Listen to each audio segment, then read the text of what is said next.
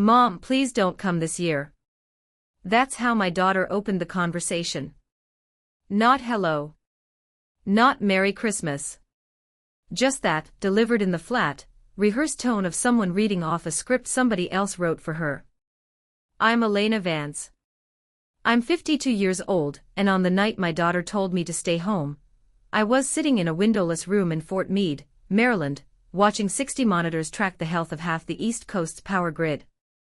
I run threat detection for the Critical Infrastructure Division. On paper, that means I keep hospitals lit and water treatment plants running. In practice, it means I spend holidays in a chair that smells like burnt coffee, watching for the kind of attack that never announces itself before it happens. I've been divorced from Chloe's father for 6 years. Julian Vance kept the last name, easier for Chloe's school records, he said. I never fought him on it. I never fought him on much, if I'm honest. That's my flaw, and I'll own it early. I mistake silence for strength. I've built an entire career reading anomalies in data streams, catching the one transaction out of 40 million that doesn't belong. And somehow, at home, I let the biggest anomaly of my life sit in plain sight for 2 years without asking a single hard question. Sophia has some people coming, Chloe continued. Important people. Donors. It's not really a kid-friendly kind of night, Mom. I set my coffee down slower than I needed to. I'm your mother, Chloe. I don't think kid-friendly applies to me. She laughed, but it wasn't a real laugh. You know what I mean. I did know what she meant. She meant Sophia didn't want me there. Sophia Vance, Julian's wife of 14 months, ran something called the Global Hands Foundation, a charity that had, according to its last public filing, raised $14.3 million for refugee resettlement programs across 3 continents. She'd been photographed at a gala in Geneva in October, shaking hands with a senator's wife. She'd sat for a segment on a cable morning show in November, talking about the moral obligations of the global elite. In the 18 months since she married my ex-husband, she had become the kind of person magazines wanted quotes from. I had become the kind of person my own daughter apologized for inviting. It's fine, I told Chloe. I've got a shift anyway. Tell your dad I said Merry Christmas. You always have a shift, she said, and there was something under those 4 words, not cruelty, something closer to relief. Like I'd just made something easier for her. I let her go. I went back to my monitors. Around me, 3 other analysts sat in the blue glow of substation data, running quiet checks on transformers in Ohio, and a water treatment facility outside Charlotte. My supervisor, a retired Navy commander named Reyes, dropped a paper plate of gas station cookies on my desk sometime after 9, and didn't say anything about my face, which I appreciated.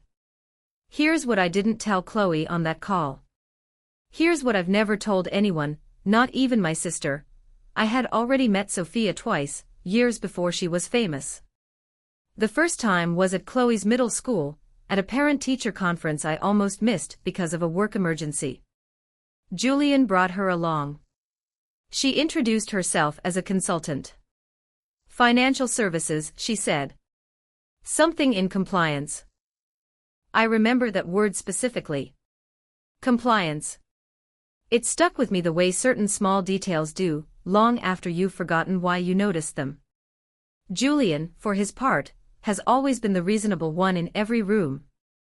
He's an accountant, was technically, before he transitioned into private advisory work, 2 years ago, a phrase he used at Chloe's high school graduation dinner while refilling his water glass, and not making eye contact with me. He's soft-spoken. He apologizes for things that aren't his fault. He's the kind of man people describe as harmless within the first 5 minutes of meeting him, and I used to think that was a compliment. I don't think that anymore. But on the night of December 24th, I still hadn't figured out why. My shift ended at 11. I drove home to my apartment in Odenton, heated up leftover soup, and sat at my kitchen table scrolling through old photos, Chloe at 6, missing her front teeth, at 11 holding a science fair ribbon, at 17 standing beside Julian and Sophia at a black tie event I'd only seen because a coworker forwarded me the link. In that photo, Chloe wore a dress I didn't recognize and a smile that looked practiced, like she'd been told where to stand. I told myself I was overreacting. Every divorced mother feels replaced eventually, I said to myself, and that feeling isn't evidence of anything. I told myself a lot of things that night.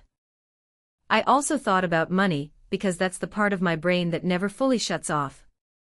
Global Hands Foundation's public filings listed an address in Savannah, Georgia, a converted warehouse near River Street that Sophia called the campus. I'd looked it up once, out of nothing more than idle curiosity, the way you check an ex's new partner's social media at 2 a.m. and hate yourself for it. The filing listed a board of 7 directors. 4 of them, when I searched their names, had almost no public footprint before the foundation's launch. No LinkedIn history. No prior employer. That had bothered me for exactly 4 minutes before I closed the tab and told myself it wasn't my business anymore. At 12:04 a.m., my phone rang again. It was Chloe. But the voice on the other end wasn't the flat, rehearsed voice from 6 hours earlier. It was raw, high, breaking in the middle of words. Mom, you need to come. Right now. There are cars outside, black cars, they're everywhere, they've got the driveway blocked, Dad's on the lawn, they're not letting anyone leave, Mom, please. I was already reaching for my keys before she finished the sentence. Chloe. Breathe. What kind of cars? SUVs. 2 of them. Black. There's people in jackets, Mom, they have letters on the back, I can't. Sophia's screaming at somebody and Dad's just standing there, he's not saying anything, he's just standing there, Mom, why isn't he saying anything? I was in my car before she stopped talking. Savannah was nearly 6 hours south of Fort Meade. I called Reyes from the highway at 12:20, and to his credit, he didn't ask a single question before telling me to take whatever time I needed. I drove through the dark with the radio off, running through everything I knew, which was less than it should have been for a woman who spent her professional life noticing what didn't add up. $14.3 million raised. For board members with no prior existence. A husband who apologized for things that weren't his fault, and never once explained where his advisory income actually came from. A daughter who'd been taught, slowly and carefully, that her mother's world, practical, government-salaried, unglamorous, was something to be a little embarrassed by. Somewhere past Richmond, my phone buzzed with a text from an unknown number. Just 4 words. You need to know something. No name. No context. I didn't respond. I didn't have the bandwidth to chase a stranger's cryptic message while my daughter was standing on a lawn surrounded by federal vehicles, but I saved the number, because some habits don't turn off just because it's midnight on Christmas. By 4 a.m., I was crossing into Georgia, and Chloe had stopped answering her phone entirely. What I didn't know yet, what I wouldn't understand until sunrise, until documents started surfacing that no one in that house wanted found, was that the woman my daughter had been taught to idolize wasn't hiding a simple charity scandal. She was hiding something with dollar figures attached to it that would make $14.3 million look like a rounding error, tied to names that weren't supposed to touch American soil at all. And the man standing frozen on that lawn, the harmless one, the reasonable one, the one who apologized for things that weren't his fault, had known exactly what those 2 black SUVs meant before they ever turned onto his street. I reached the house on Bull Street at 5:52 in the morning, 40 minutes before the sun would even think about coming up. The block looked like something out of a briefing document. 2 black Suburbans sat nose to tail across the driveway, engines off, doors closed, nobody rushing anymore. That was the part that scared me most. Rushing means something is still happening. Stillness means it already happened, and now everyone is just doing paperwork. A uniformed officer from the Chatham County Sheriff's Office stood near the mailbox, arms crossed, breath fogging in the cold. 2 men in navy windbreakers stood by the front steps, and even from the car I could read the yellow block letters across the back, U.S., Department of the Treasury. Not FBI. Not DEA. Treasury. That single detail rearranged everything in my head before I'd even opened my car door. Treasury doesn't show up for a custody dispute or a domestic complaint. Treasury shows up for money, where it came from, where it went, and who moved it. I parked behind a news van I hadn't noticed until I cut the engine, its antenna already extended, a reporter I didn't recognize adjusting her coat in the side mirror. Someone had tipped off local press before dawn on Christmas morning. That doesn't happen by accident. Ma'am, you can't go past this point. The sheriff's deputy stepped toward me before I'd made it 10 feet up the sidewalk. My daughter is inside that house. Chloe Vance. 17 years old. He glanced at a clipboard, radioed someone, and after a conversation I couldn't hear, waved me through with a warning look that said stay where you're told. I found Chloe wrapped in a Christmas morning throw blanket, sitting on the tailgate of an ambulance that wasn't treating anyone, her face blotchy, her phone dead in her lap. She saw me and didn't run, she just folded, the way kids do when they've been holding themselves together purely on adrenaline, and the adrenaline finally quits. Mom. That was all she said for almost 30 seconds. I held her and looked over her shoulder at the house. Every light was on. Through the front windows I could see agents moving in slow, methodical patterns, not searching in a panic but cataloging. A woman in a Treasury windbreaker carried out a banker's box labeled in black marker, Vance office, one of 6. 6 boxes. From a man who called himself a private financial advisor with, as far as I'd ever seen, one client he never named. Where's your father? Chloe's chin trembled. They took him to talk. Not arrested, they said. Not yet. He just kept saying, I want my lawyer, over and over like it was the only sentence he remembered how to make. And Sophia. Chloe's face changed at the name, something between fear and disbelief. She's in the kitchen. She hasn't stopped talking since they got here. She keeps telling them she's an activist. She keeps saying they have the wrong house. A man approached us from the driveway, mid-40s, government haircut, the kind of tired that comes from a career built on 4 a.m. wake-up calls. He introduced himself as Special Agent Marcus Halloway, lead investigator, Treasury's Office of Terrorism and Financial Intelligence, working alongside Homeland Security's Financial Crimes Unit. Mrs. Vance, he asked, looking at me. Elena Vance. I'm Chloe's mother. Julian's ex-wife. Something shifted in his expression, not suspicion exactly, more like recalibration. He glanced at a tablet in his hand, scrolled, and looked back up. You work in critical infrastructure security. Fort Meade. How do you know that?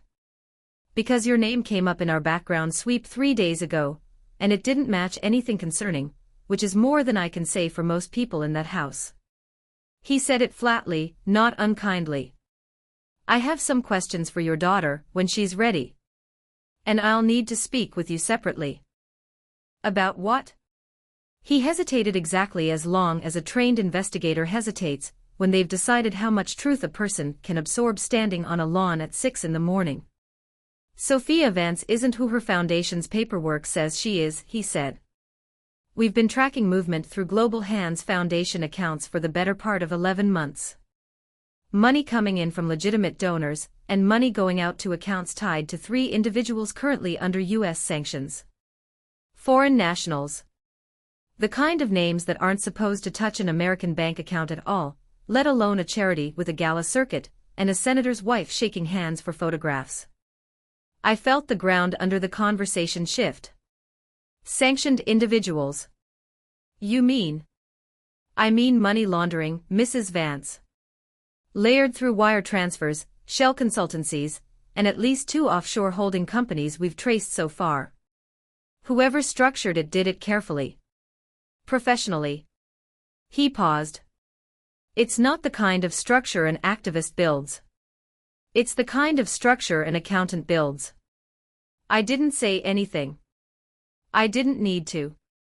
I was already running the timeline in my head, Julian's sudden transition into private advisory work, 2 years ago, right around the time Sophia's foundation had its first big fundraising year.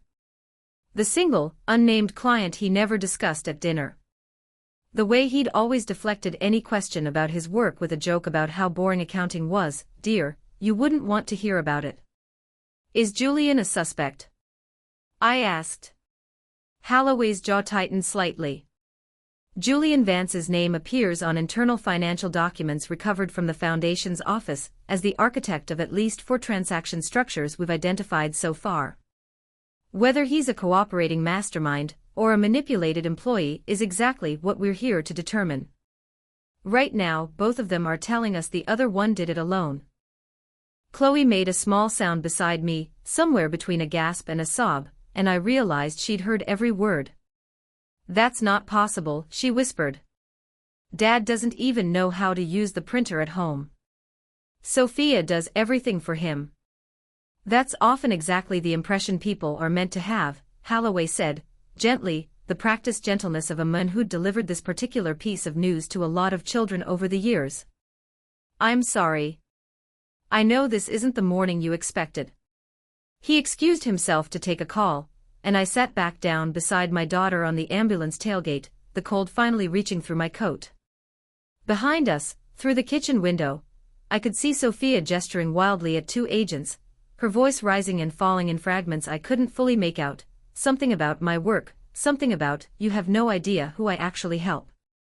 And past her in the hallway, barely visible, I caught one frame of Julian being walked toward a second vehicle by 2 agents, his hands not cuffed, his head down, his mouth moving, not arguing, not pleading.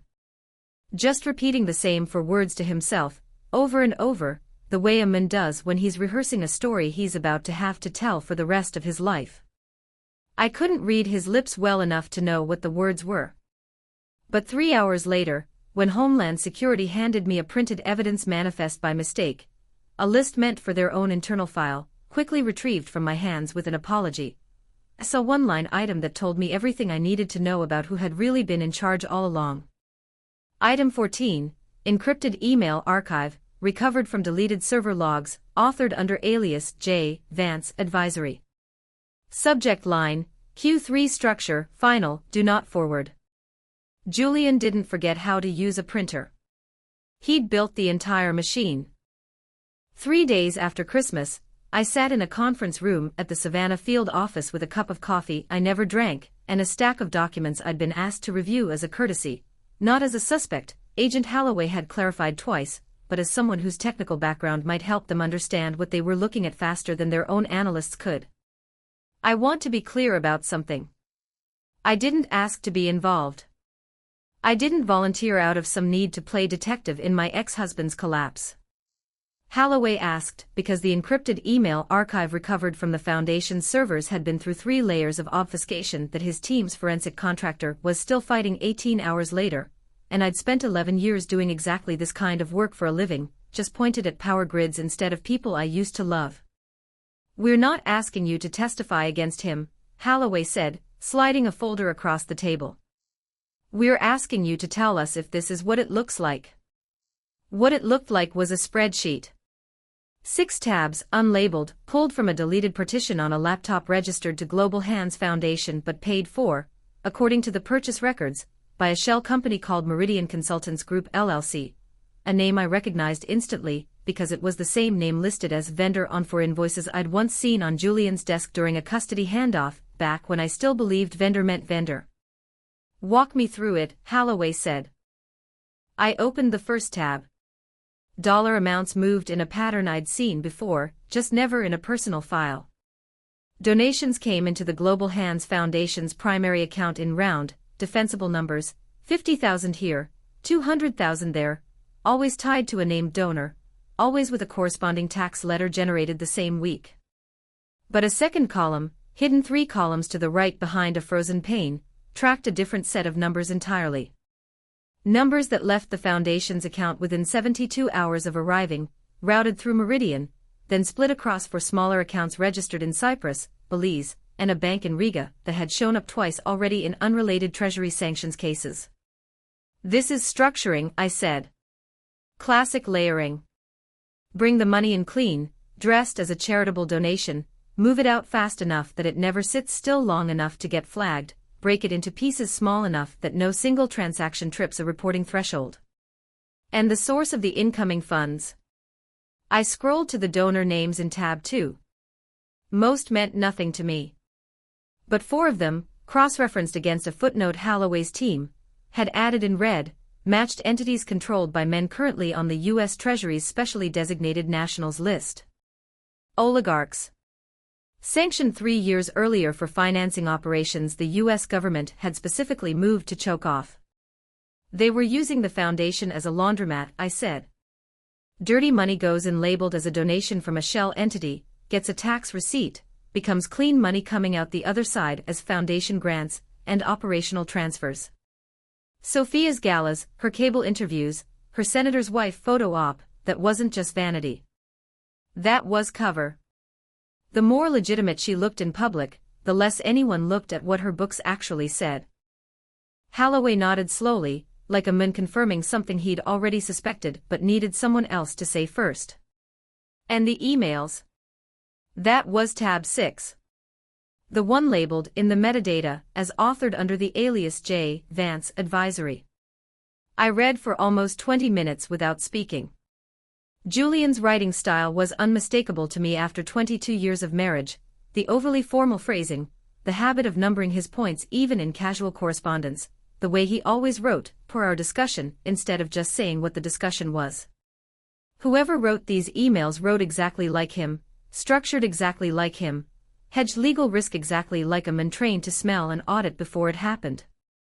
One email, dated 14 months earlier, read: Asterisk per our discussion, Q3 structure finalized. Recommend closing Riga channel by November 15th, given increased OFAC screening volume. S. Handles donor-facing narrative, I handle documentation risk. Keep these separate at all costs. If either side is compromised, the other survives. Asterisk. He built a firewall, I said quietly. Between himself and her. On purpose. So if one of them got caught, the other could claim ignorance. That's our read too, Holloway said. Which is exactly why they're both currently telling us the other one is the mastermind. It's not chaos. It's the plan working as designed, right up until we found tab 6. I sat back in the metal chair and thought about 18 years of watching Julian apologize for spilled coffee and miscounted change at restaurants, performing a kind of harmlessness so complete that I'd never once, not for a single day, considered that the softness was armor. There's something else, Holloway said, and slid a second folder toward me, this one thinner, newer, still smelling faintly of the printer. This isn't for the case. This is for you. Inside was a single printed email, undated and signed, recovered from a personal account, not the foundation servers. Sent to an address that took me a second to place, because it was Chloe's school email, the one the district had assigned her in 9th grade, and that she'd stopped using 2 years ago once she got her own personal account. The subject line read, "Please don't tell Mom yet." The body was 3 lines. Written by Julian, time-stamped 9 months earlier. Asterisk, your mother wouldn't understand what I'm building here. This is bigger than her small government job. One day you'll thank me for giving you a life she never could. Asterisk. Chloe had never mentioned it. I don't know if she'd even read it, or if it was one of 100 unread emails sitting in an account she'd abandoned. But it told me something Holloway's spreadsheets couldn't. Julian hadn't just built a firewall between himself and Sophia. He'd built one between himself and the truth our daughter deserved to know, and he'd started building it long before those 2 black SUVs ever turned onto Bull Street. The trial started in April, in a federal courtroom in Savannah with too much fluorescent light, and not enough air conditioning for a room full of people sweating through their testimony. I wasn't a witness for the prosecution, technically. I was called as a custodian of technical interpretation, a phrase the U.S. Attorney's Office used so the defense couldn't claim bias from an ex-wife, even though everyone in that room knew exactly what I was to Julian Vance, and exactly what I'd helped Agent Holloway's team understand 11 weeks earlier. Sophia's attorney went first, arguing that she was a philanthropist who'd been financially compromised by her husband's hidden expertise, a woman of good faith surrounded by numbers she never had the training to question. Julian's attorney argued the opposite, that Sophia was the architect, that Julian had simply provided administrative support to a wife he trusted completely, a man too devoted to ask hard questions. Both stories required everyone in that courtroom to believe one of them was a fool. Neither of them wanted to be the fool. So they spent 6 days trying to make the other one look like the only competent criminal in the marriage. I testified on the 7th day. I walked the jury through tab 6 the way I'd walked Holloway through it back in December, the frozen panes, the 72-hour transfer windows, the 4 accounts in Cyprus, Belize and Riga. I explained, in plain language, what per our discussion, and keep these separate at all costs, meant when a trained forensic accountant wrote them to a foundation's own encrypted server, an email he thought he'd deleted permanently until a recovery script 3 layers deep pulled it back from a swap partition nobody at Global Hands Foundation had known existed. Mrs. Vance, the prosecutor asked, in your professional opinion, does this document describe a man who was manipulated or a man giving instructions? Instructions, I said. You don't write a contingency plan for your own arrest if you don't understand what you're building. I looked past the prosecutor as I said it, toward the defense table, where Julian sat in a gray suit that no longer fit him the way his suits used to fit, his hands folded, his eyes fixed somewhere on the table's wood grain. He didn't look at me. He hadn't looked at me once in 7 days of trial. Chloe sat in the second row of the gallery, next to my sister, because I'd asked the court to let her attend without being called as a witness herself, a request Holloway had quietly supported, since nothing in the digital evidence required her testimony, and no 17-year-old needed to be cross-examined about her father's crimes on a public record that would follow her for the rest of her life. She watched every day. She didn't say much in the car afterward. But on the 7th day, after my testimony, she reached over in the parking garage and took my hand the way she used to when she was small, before Sophia's galas and senator photo ops had taught her that her mother's quiet, government-salaried life was something smaller than what she deserved. The verdict came 11 days later. Conspiracy to launder monetary instruments. Wire fraud. Structuring transactions to evade reporting requirements. Both of them, guilty on all counts that mattered, the jury apparently having grown tired of watching 2 intelligent adults blame each other for a scheme too well built to have been anyone's accident. Sophia received 11 years. Julian received 13, the extra 2, the judge said explicitly during sentencing, reflecting his specialized expertise and calculated concealment of that expertise from his own family, language pulled almost verbatim from tab 6 contingency plan phrasing, the words Julian had once used to protect himself now used to convict him. I didn't feel triumphant watching either of them sentenced. I want to be honest about that, because I think stories like this one too often pretend the ending arrives wrapped in something clean. What I felt was closer to grief, for 18 years spent married to a man I apparently never met, and for a daughter who'd spent 2 Christmases believing her real mother was the disappointing one. Chloe moved in with me that spring. Not because a court ordered it, she was 17, old enough that the court gave her the choice, but because she asked, quietly, one night in the parking garage, if my apartment had room for one more person who owed her mother an apology she didn't know how to phrase yet. We didn't talk about Christmas again until December. This year she cooked. Badly, by her own admission, the first turkey either of us had attempted without Julian's mother's recipe cards, which had disappeared into an evidence box somewhere along with 6 years of foundation financial records. We burned the rolls. We laughed about it in a way that felt earned rather than performed. Holloway called in January, mostly as a courtesy, to let me know the recovered foundation funds, nearly $9 million, once the sanction source money was separated from legitimate donations, were being returned to actual refugee resettlement programs through a court-appointed trustee, the only part of Sophia's public story that had ever been partially true. I still worked the same shift at Fort Meade. I still watch the same 60 monitors, still catch the same kinds of anomalies in the same kinds of data streams, still spend more holidays than most people would consider healthy in a windowless room that smells like burnt coffee. But last Christmas Eve, at 11:58 p.m., my phone buzzed with a text from Chloe, 3 floors up in a different building, waiting for me to finish my shift southwest we could drive home together. Don't stay late tonight. I already put your plate in the oven.